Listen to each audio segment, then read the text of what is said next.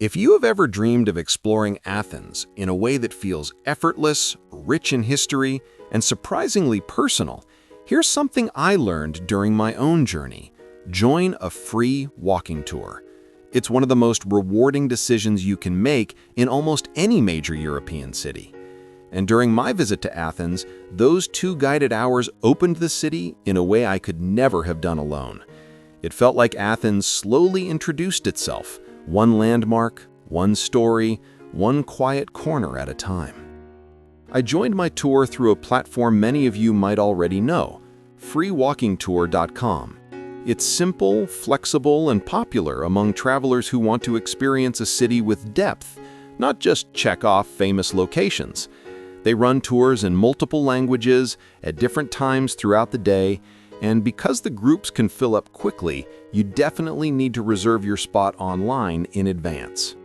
There's no fixed price. The tour is free, but it's a tradition to give a tip at the end to appreciate the guide's time, knowledge, and energy.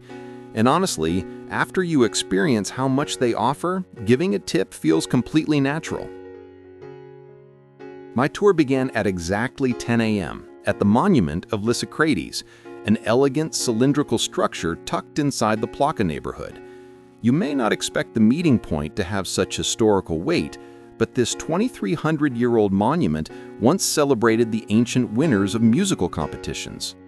Standing there, among early sunlight, narrow lanes, and quiet cafes waking up for the day, it felt like the perfect way to begin an Athens story. After a warm welcome from our guide, we started walking toward our first major stop, Hadrian's Arch. The moment you stand before it, you understand why it's one of Athens' most photographed landmarks. Built in 131 AD to honor the Roman Emperor Hadrian, the arch symbolically marks the transition between ancient Athens and the new Roman-influenced city. One side of the arch refers to the old city of Theseus, while the other side honors Hadrian, almost like a stone doorway between 2 eras. I filmed this spot from several angles because it's the kind of landmark that holds its beauty whether you're close to it or standing far away with the city in the background. From there, we slowly continued toward the Temple of Olympian Zeus. Even from the outside, it's jaw-dropping. Once one of the largest temples in the ancient world, it was dedicated to Zeus, the king of the gods. Today, only a handful of its massive Corinthian columns remain standing, but that's exactly what makes it powerful. The sense of scale, the openness, the sky pressing down on these pillars that have survived nearly 2,000 years. I captured video from the fence, walking along the perimeter, as the guide explained how the temple took almost 700 years to complete. Imagine that, 7 centuries for a single structure. It's the kind of detail that makes you pause and breathe for a moment. Next, we walked over to the Zappeion, a neoclassical masterpiece surrounded by lush gardens. This building has been a centerpiece of public life in Greece for more than a century. It's used for exhibitions, ceremonies, and major national events, and the architecture alone makes it worth the stop. The curves, the columns, the symmetry. I filmed the exterior from multiple sides because this building photographs beautifully in any light. It's also a great place for travelers to catch a quiet moment before the city becomes too busy. After exploring the Zappeion, we continued walking toward the Panathenaic Stadium, and before even reaching the entrance, we arrived at its impressive front courtyard.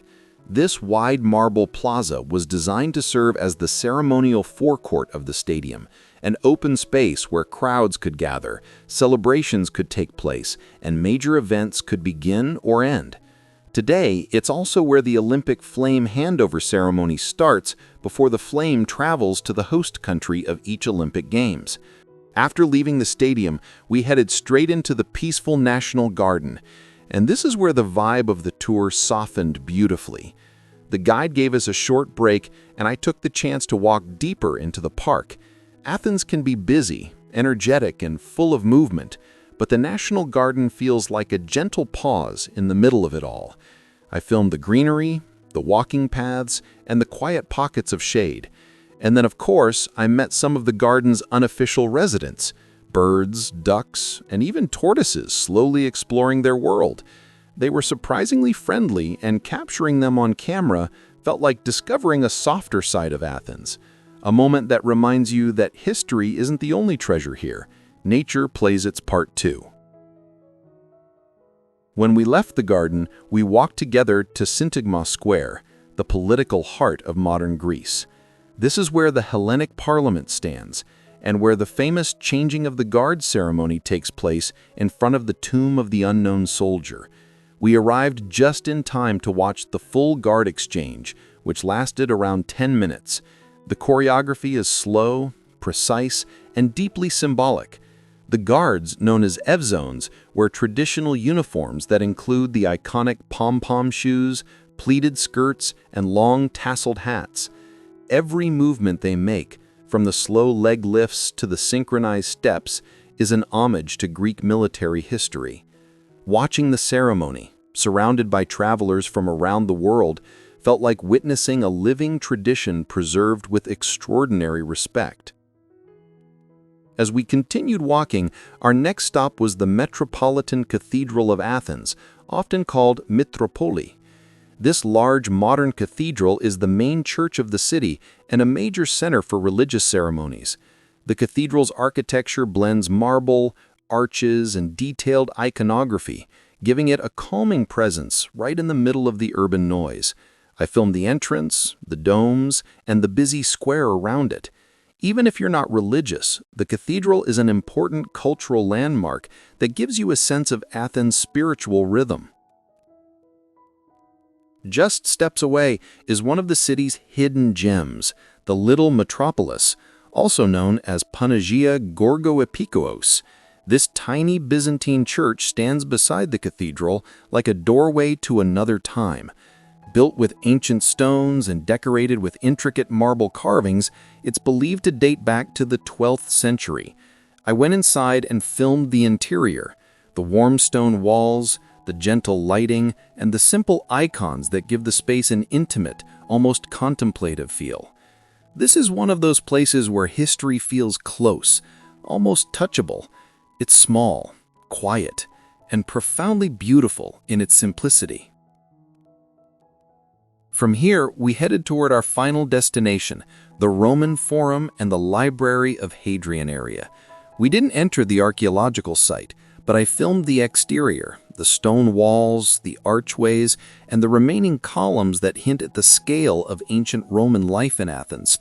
This spot is where the stories of Roman influence blend with Greek heritage, and our guide explained how the Forum once served as a busy marketplace and administrative center.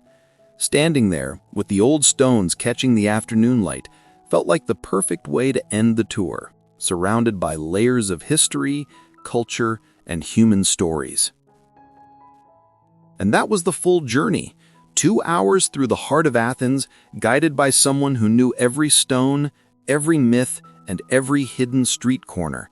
Although it was a free tour, every person in our group offered a tip at the end, simply because the experience was rich, informative, and genuinely meaningful. If you're ever in Athens, or any major European city, consider joining a tour from freewalkingtour.com. Their guides don't just explain a city, they introduce you to it. Looking back at the day, I think my favorite moment was inside the National Garden. The quiet paths, the little animals, and the unexpected stillness in the middle of such a historic city. If any part of today's walk spoke to you, I'd love to know which moment you would linger in a little longer if you were here. And if journeys like this feel comforting or inspiring, you're always welcome to return for the next chapter of this diary. Athens has many stories, and I'm grateful you walked through this one with me.